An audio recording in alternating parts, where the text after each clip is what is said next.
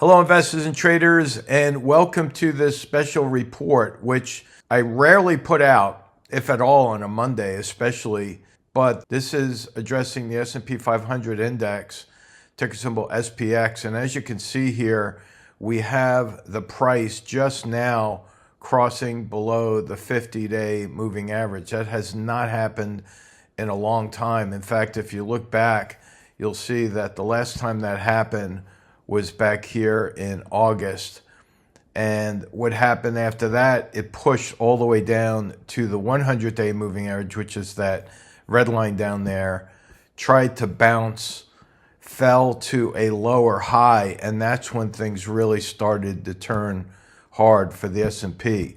Now, it looks as though history is repeating here, because if you look back prior to the cross back here in August of last year, we had these moving averages with these wide divergences. The 200 period moving average is the gray line down there. The 100 is the red. The green is the 50 and the 20 is the blue. And so it looks as though we're forming this pivot. It's a pretty massive pivot. And I just want to point that out to everyone, because while the oscillators are in an oversold condition, they could stay oversold for a while, just like what we saw back here in the stochastics and the CCI back into August and September of last year.